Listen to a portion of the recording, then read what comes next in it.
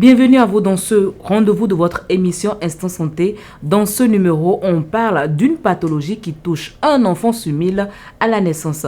La surdité congénitale est peut-être héréditaire ou non et peut également survenir à tout âge. Qu'est-ce que la surdité congénitale ? Comment traite-t-on la surdité congénitale ? Les réponses avec le médecin ORL Josiah Sorrento, juste après ceci.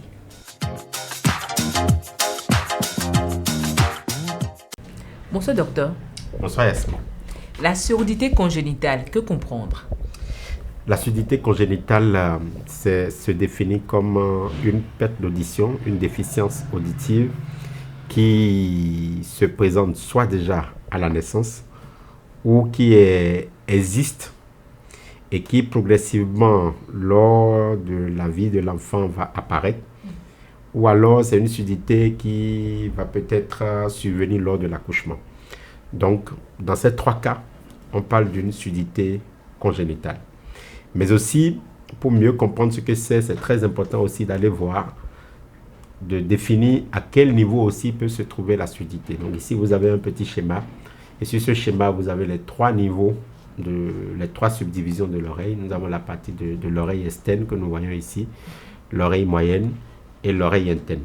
Et donc, la surdité peut se trouver à chacun de ces niveaux-là, chacun de ces subdivisions, soit au niveau de l'oreille externe, soit au niveau de l'oreille moyenne, soit au niveau de l'oreille interne. Et le niveau où ça se situe va dépendre de la cause.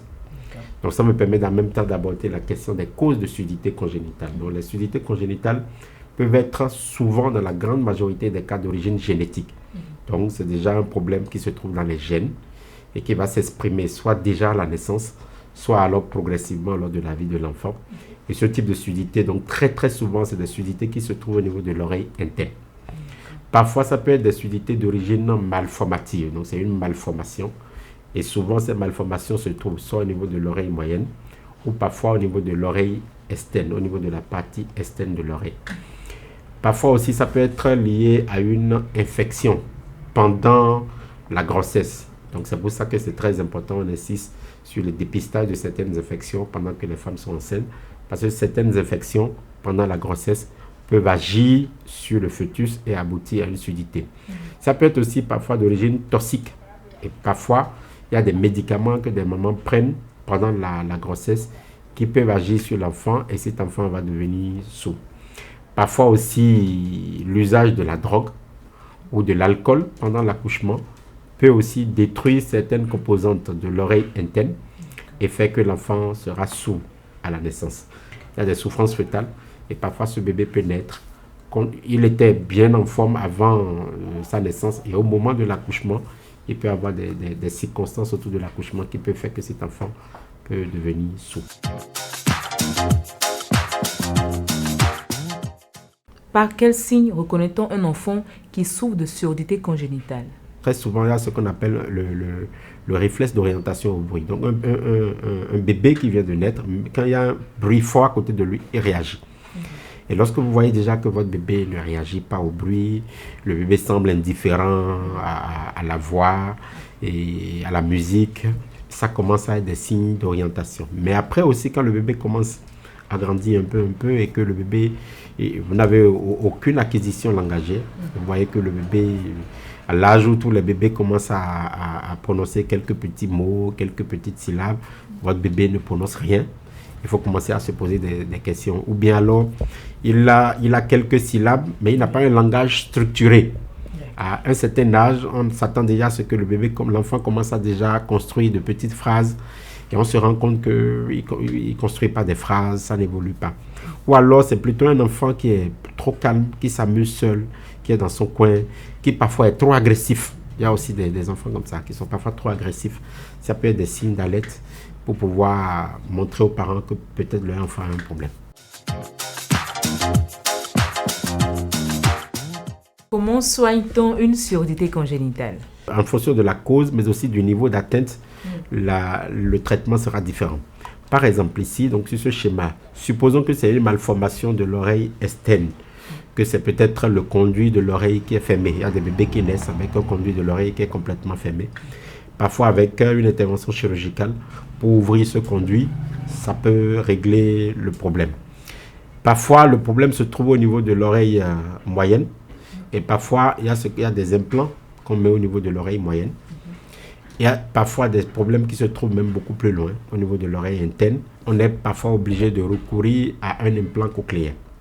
C'est une chirurgie, on va mettre un implant pour permettre à cet enfant d'entendre. Mais ça, c'est vraiment dans les surdité profondes, parce que lorsque la surdité est une surdité moyenne, souvent avec un appareillage auditif simple, de la même façon qu'on porte des lunettes quand on ne voit pas bien, il y a aussi de petits appareils qu'on utilise pour l'oreille, de petites prothèses qui permettent à un enfant qui n'entend pas bien de bien entendre et surtout d'acquérir le langage, de se sociabiliser. Et lorsqu'on a essayé tout ça et que ça n'a pas marché, c'est dans ces cas qu'on a recours aux implants cochléaires. Mais il faut le faire avant un certain âge.